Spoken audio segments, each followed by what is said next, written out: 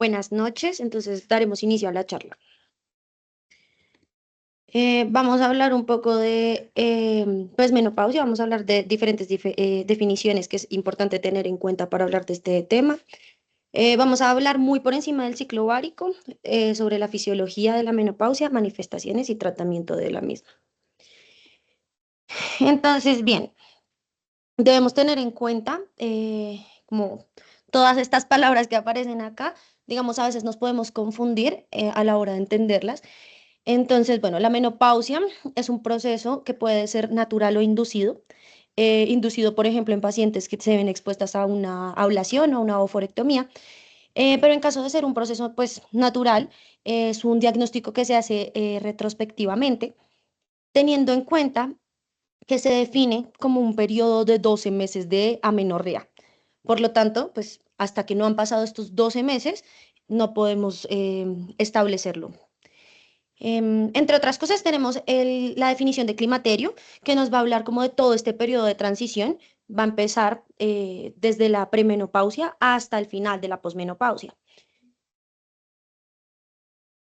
Y bueno, ahora, premenopausia. Entonces vamos a hablar como de todos estos síntomas y cambios que va a empezar a ver un tiempo antes de que se empiecen a establecer el periodo de amenorrea. Incluso desde el primer, digamos, mes de amenorrea ya vamos a tener un tiempo con síntomas relacionados a la premenopausia. La perimenopausia entonces nos habla más como del periodo más inmediato, previo y posterior a la menopausia propiamente dicha, y la posmenopausia es el momento en el que principalmente vamos a empezar como a dar tratamiento y demás, aunque ya veremos en qué casos iniciamos tratamientos antes. Pero bueno, la posmenopausia es un periodo de tiempo mucho más largo en relación a, por ejemplo, la premenopausia. Denme un segundo, por favor.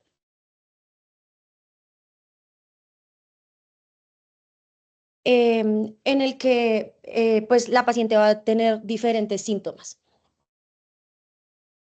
Importante tener en cuenta que en Colombia el periodo de tiempo, digamos, normal para que una paciente tenga la menopausia va a ser entre los 45 y los 48 años.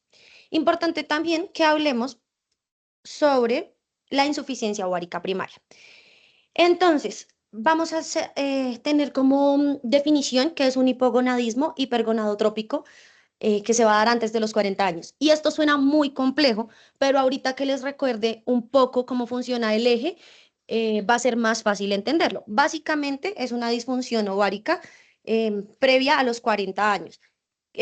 Por lo tanto, pues es precoz. Digamos, una mujer que tenga estos mismos síntomas y puede ser exactamente la misma presentación después de los 40 años, vamos a hablar de un proceso completamente normal, pero antes de los 40 años, pues sería una insuficiencia ovárica primaria. Entonces, las recomendaciones de la North American Menopause Society nos dicen que se debe descartar la insuficiencia ovárica primaria en toda mujer menor de 40 años que tenga 3 o más ciclos de amenorrea.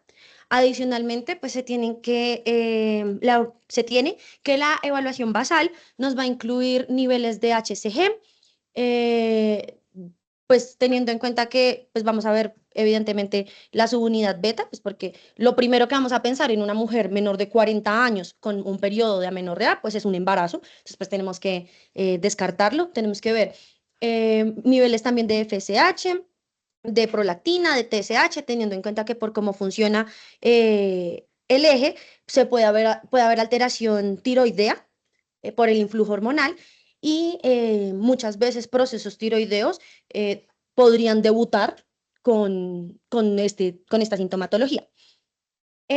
Pues importante también determinar en un cariotipo si tenemos una X frágil, anticuerpos antiperoxidasa, anticuerpos adrenales, glicemia, fósforo, calcio, digamos, es importante tener en cuenta que hay diferentes trastornos electrolíticos y algunas enfermedades autoinmunes nos pueden causar esta presentación.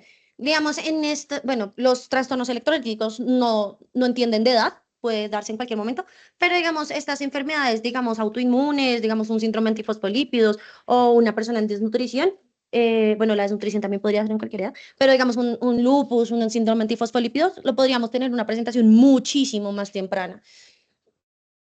Importante entonces saber que vamos a encontrar niveles de FSH menores a 40 y de estradiol, mayores a 40, perdón, y de estradiol menores a 20. Tiene que haber dos tomas diferentes entre 4 y 6 semanas. No puede haber más diferencia. Ya vamos a recordar un poco el ciclo ovárico y entender por qué es importante esta cronología. Entonces, volviendo a la explicación de el hipogonadismo hipergonadotrópico. Entonces, recordemos cómo funciona el eje. Entonces, en el hipotálamo va a haber secreción de GNRH que va a llegar a la hipófisis, pues en particular a la adenohipófisis, que es donde va a haber liberación de LH y de FSH. Entonces, la LH, la hormona luteinizante, se va a producir cuando hay flujos rápidos de GNRH y la folículo estimulante cuando hay flujos lentos de la misma. Estas van a llegar al ovario y la LH va a actuar sobre la teca, las células de la teca, para producirnos andrógenos y sobre el cuerpo lúteo para producir progesterona. Por otro lado, la FASH va a actuar sobre las células de la granulosa, interactuando con la aromatasa para convertirnos pues, a estrógenos. Y los estrógenos hacen un feedback negativo de la cantidad de FSH. Y esto es muy importante porque entonces tenemos que hay un hipogonadismo hipergonadotrópico, ¿verdad? Significa que acá no hay, eso lo vamos a entender también un poco más adelante con la fisiología, pero nos dice que un hipogonadismo es acá abajo en el ovario no tenemos sustrato, ya no hay folículos o no hay suficientes folículos para generar la cantidad de hormonas que necesitamos. Entonces, este feedback negativo lo que hace es llegar al hipotálamo y decirle, me estoy quedando sin estrógeno, necesito que produzcas GNRH para que aumente la cantidad de FSH y aumente el estrógeno, porque evidentemente no es capaz de censar que no hay suficientes folículos y ese es el verdadero motivo como de la alteración de los niveles del mismo. Entonces, acá recordemos un poco el ciclo ovárico, recordemos que podemos medir la cronicidad del mismo los últimos 14 días, es decir, a partir del pico de hormona luteinizante.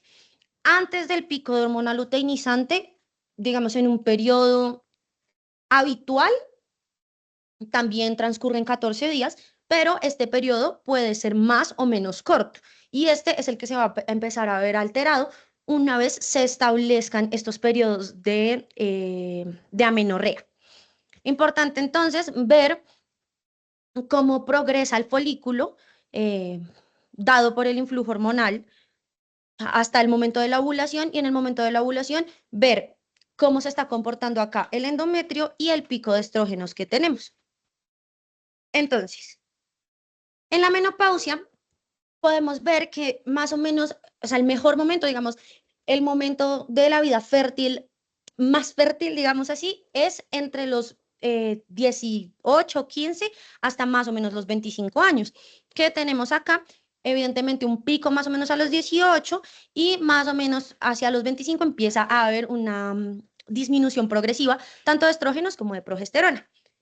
La progesterona tiene siempre niveles un poco más bajos y además un descenso mucho antes del descenso importante del estrógeno.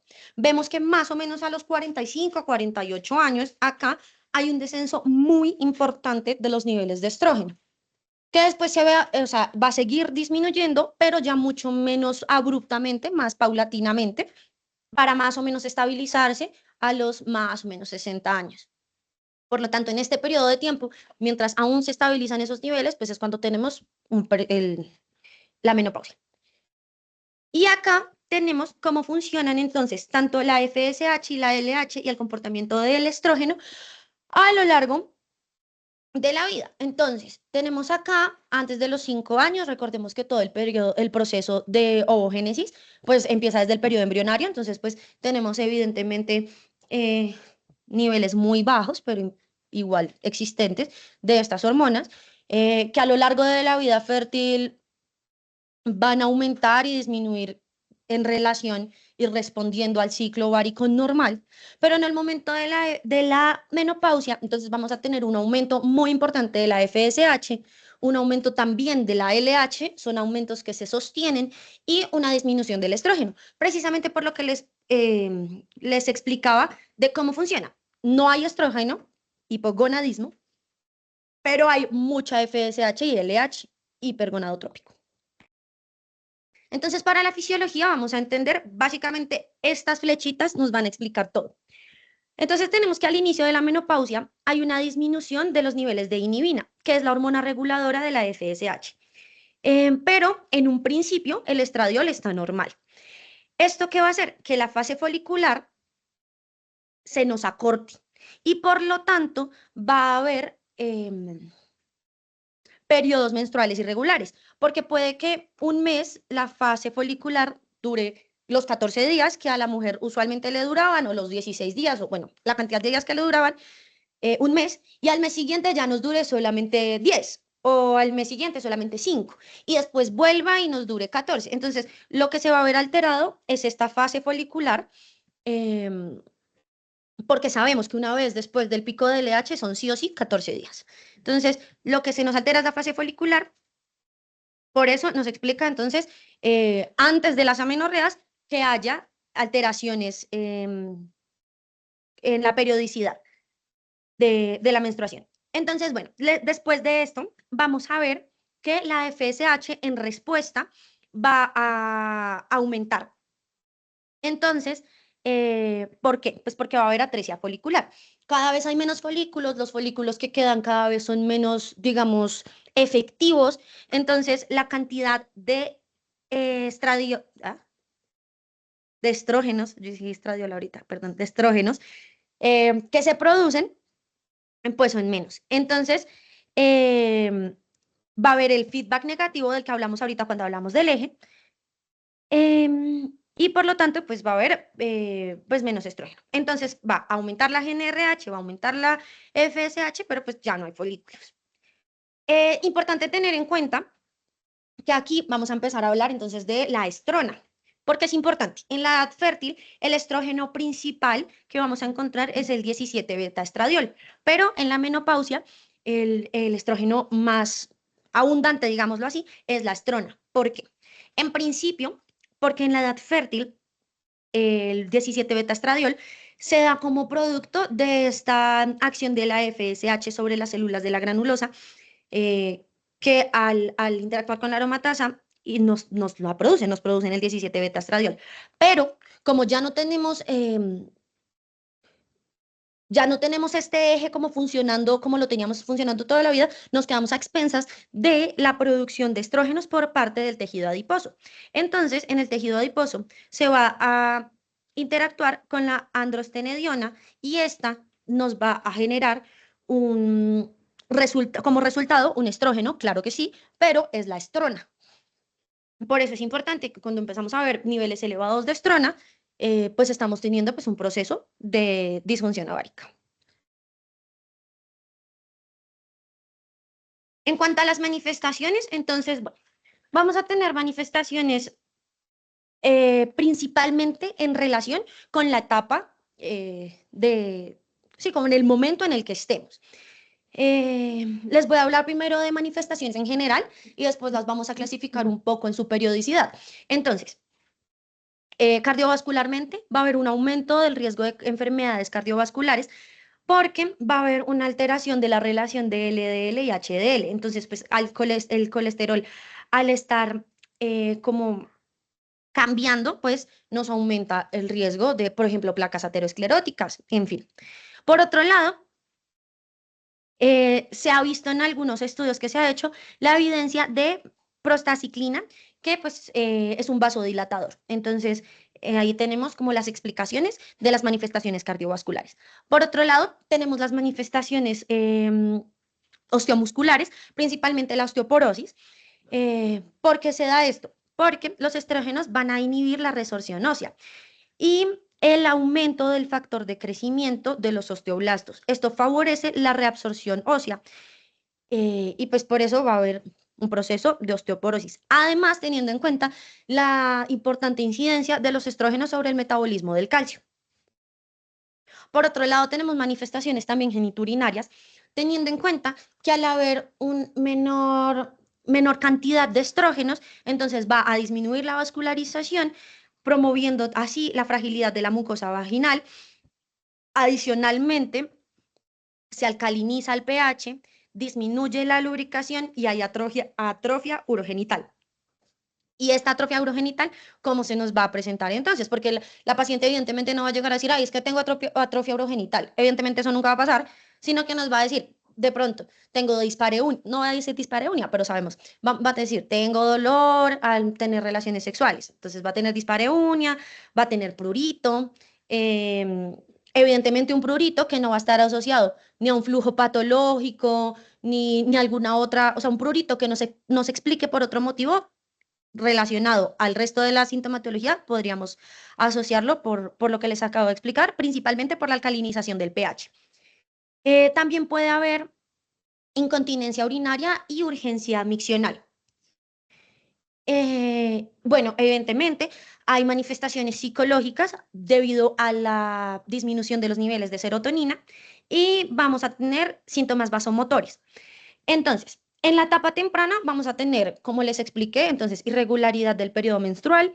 Empiezan desde ahí los síntomas vasomotores, que van a ser las oleadas de calor, sudoración excesiva, principalmente nocturna, cambios del estado de ánimo, alteraciones del sueño. En la etapa intermedia vamos a empezar a tener estos cambios ya como de la mucosa vaginal, entonces vamos a tener resequedad vaginal, vamos a tener, en este caso ya empezamos a tener dispareunias, hay disminución del deseo sexual. En este momento puede empezar desde aquí la incontinencia urinaria, aunque digamos esto es más usual, digamos la incontinencia es más propia de una etapa tardía, pero desde una etapa intermedia lo podemos empezar a presentar.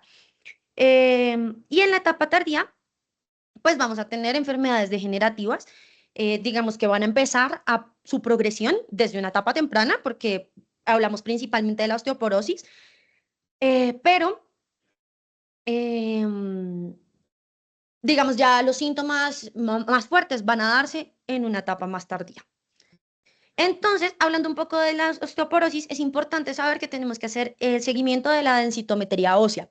Y esta, pues la vamos a, los resultados los vamos a interpretar teniendo en cuenta la clasificación del T-score, teniendo en cuenta que, pues entonces, un valor normal va a ser un T-score mayor a una derivación estándar, osteopenia, es decir, una baja masa ósea es entre 1 y 2,49 desviaciones estándar. La osteoporosis, estamos hablando de un T-score menor de 2,5 derivaciones estándar y una osteoporosis grave o ya establecida va a ser menos de 2,5, o sea, sí, menos de 2,5 más una fractura patológica por fragilidad. El seguimiento. Entonces, el seguimiento, en principio,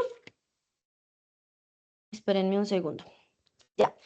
El seguimiento entonces se va a hacer teniendo en cuenta ciertos criterios. El primer control, digamos, después de establecer el diagnóstico, se hace a los 3 o 6 meses si la paciente tiene alguna patología asociada, si tiene factores de riesgo, si se inició algún tratamiento, si alguna terapia hormonal o no hormonal, de eso vamos a hablar más adelante.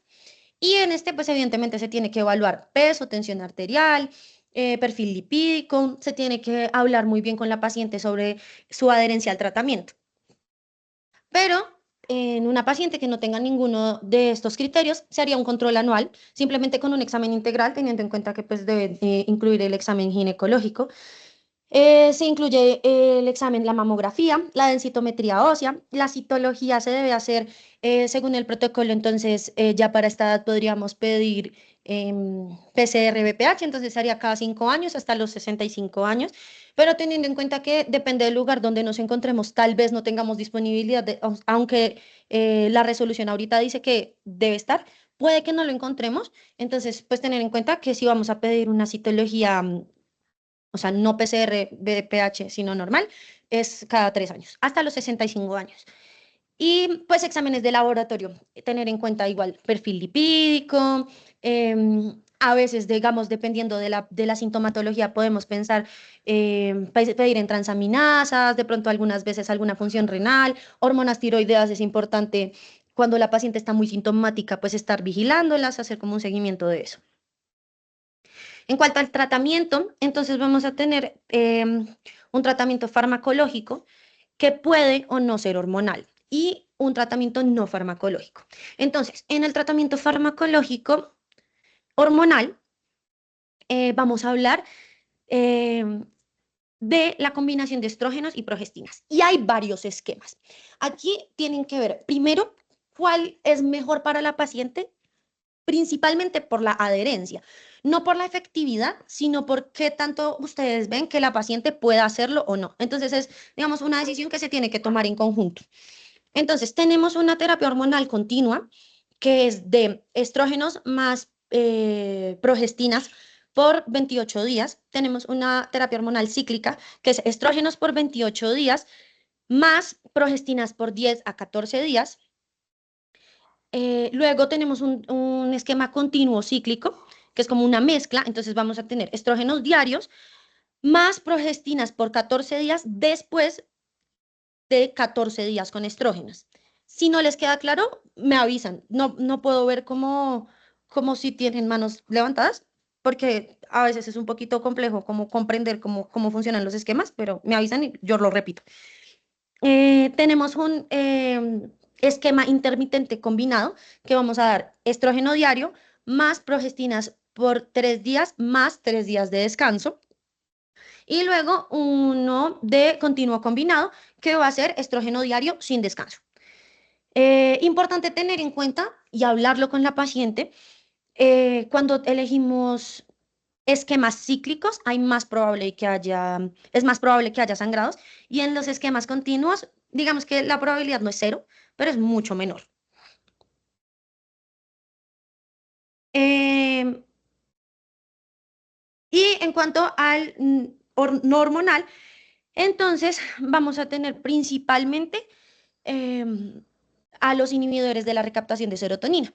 Digamos, estos los vamos a dar, los tratamientos no hormonales con inhibidores de la recaptación de serotonina, cuando los síntomas están más enfocados hacia las alteraciones del estado de ánimo y como, sí, como lo psicológico, em, porque, como les expliqué previamente, hay una disminución de los niveles de serotonina explicada por la relación hormonal y pues estaríamos atacando por ese lado. Pero sí, digamos, los síntomas son como los vasomotores o los geniturinarios, los cardiovasculares, digamos, es más importante, o sea, preferiríamos un tratamiento farmacológico hormonal.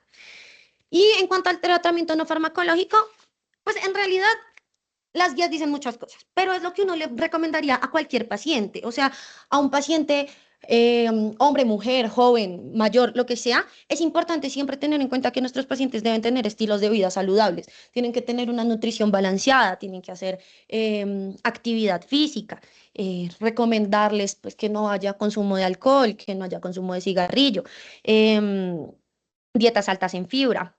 em, digamos, estas mujeres como tienen ya para este momento como algunas más alteraciones metabólicas, entonces pues se va a sugerir la dieta alta en fibra por la alteración de la peristalsis, disminución de grasas, por lo que les hablé previamente de la relación entre HDL y LDL que va a empezar a cambiar un poco en este momento, y pues evitar azúcares refinados. Importante entonces tener en cuenta que hay algunas contraindicaciones para la indicación de terapia hormonal. Entonces, estas contraindicaciones van a ser hemorragias uterinas anormales, hepatopatías, sea de mama, sea de endometrio que sea sensible a estrógenos, ACV, trombofilias, demencia, hipertensión arterial no controlada, porfiria cutánea tardía o migraña con aura. Importante tener en cuenta la ventana terapéutica. La ventana terapéutica es el tiempo en el que aún hay susceptibilidad para responder a la terapia. ¿Y esto cuándo es? Antes de los 60 años o 10 años después de la fecha de última menstruación. Evidentemente, toda mujer que tenga insuficiencia ovárica primaria va a recibir tratamiento, eh, pues evidentemente porque va a estar antes de los 60 años. Si tiene una insuficiencia ovárica precoz, vas a tener menos de 40, entonces cumple el criterio y se inicia inmediatamente, entonces no vamos a esperar 10 años de amenorrea para empezar un tratamiento con una mujer que haya tenido insuficiencia ovárica primaria. Y eso es todo. Si tienen alguna duda, estoy atenta.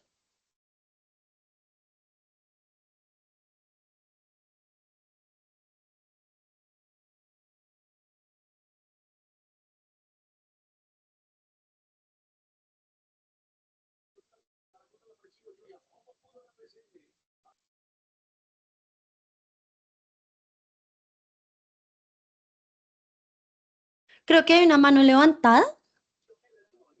Muchas gracias, Gaby, por tu exposición. Sí hay una mano levantada. Gracias, gracias a ustedes. Pueden preguntar si tienen alguna duda. Hola, ¿cómo están? Buenas noches. Buenas Buenas noches. noches.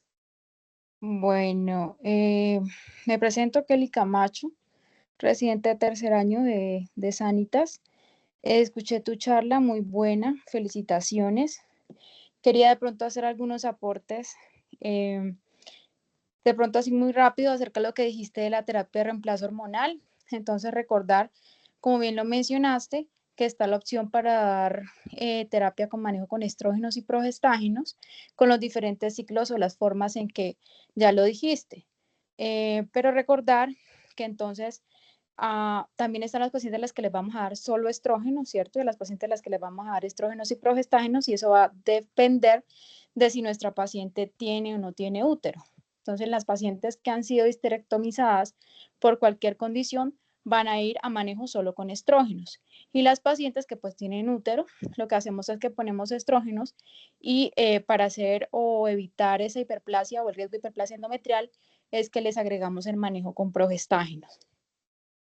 Lo otro importante es, pues como lo mencionaste también, tener muy presente que existen unas contraindicaciones que son absolutas en nuestras pacientes para iniciar terapia de reemplazo hormonal con estrógenos. Dentro de ello, de las absolutas, son pacientes que tengan un cáncer de mama que sea pues estrógeno dependiente, las pacientes que tengan antecedentes de eventos tromboembólicos, que tengan enfermedad hepática, como lo dijiste, entonces en ellas absolutamente no se podría.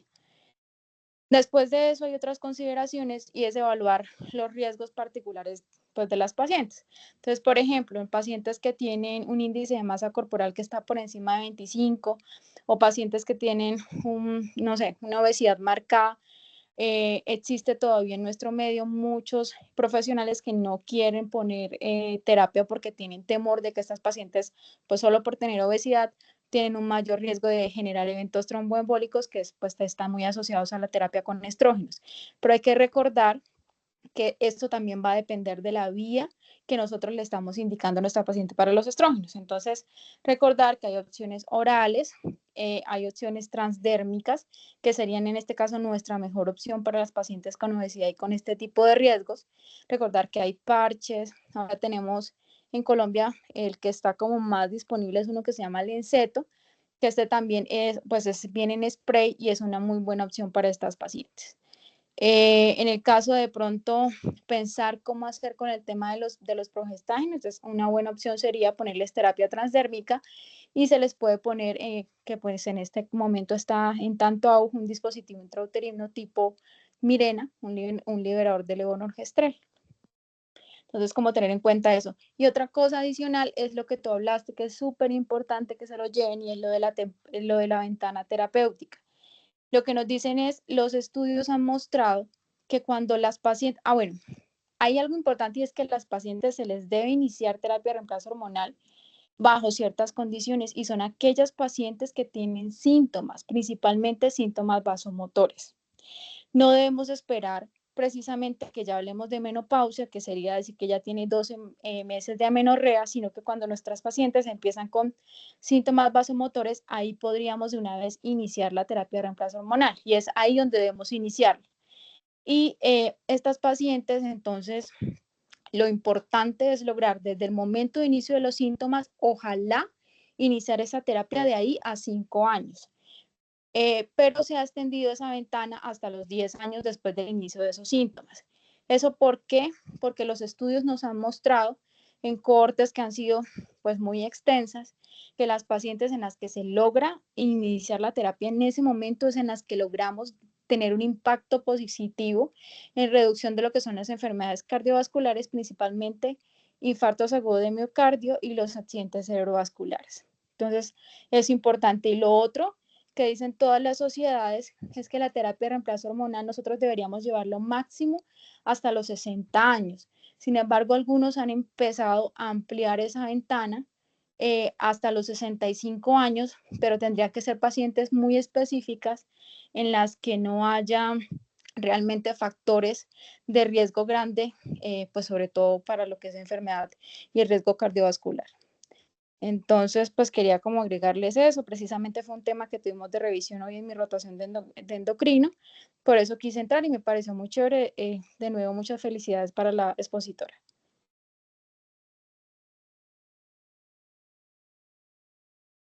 Muchas gracias por su aporte, doctora.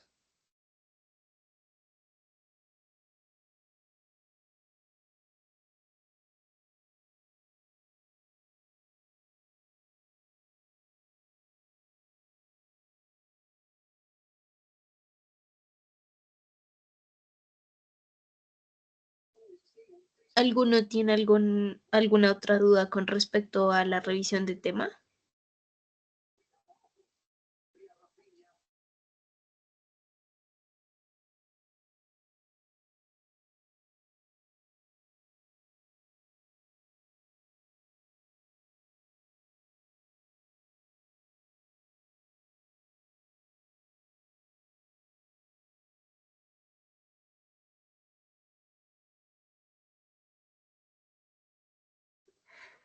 Bueno, chicos, si ninguno tiene ninguna duda, pues damos por terminada la revisión de tema. Gabriela, muchas gracias por tu exposición, estuvo muy completa. Y por favor, se quedan los miembros activos del grupo de interés para el llamado a lista. Que pasen muy buena noche.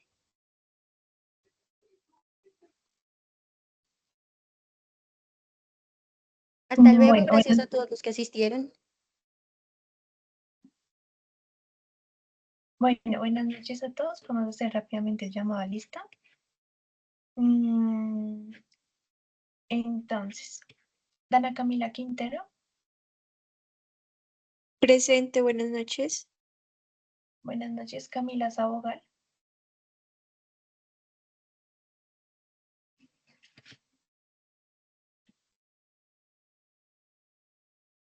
Bueno, ahí está.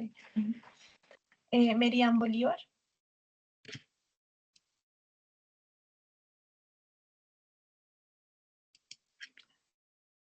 Juana María Obando. Buenas noches, presente. Buenas noches, Valentina Rodríguez. Presente. María Paula Hurtado. Presente. Santiago Rodríguez. Presente. Nicole Beltrán. Presente. Sofía Martínez.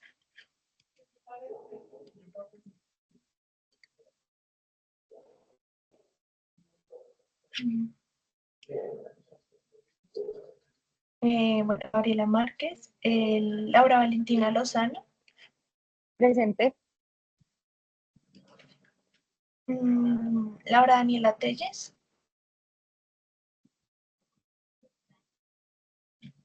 Presente. Y bueno, pues María Paula Bautista también. ¿Faltó alguien por llamar? No, Yo falté. Ah, sí, te llamé, Cami. De pronto no me escuchaste, pero sí, ya te marqué. Ah, perdóname, gracias. Dale, listo. Eso es todo. Muchas gracias. Buenas Gracias, noches. hasta luego. Chicos, Hasta buenas luego, noches. que estén bien.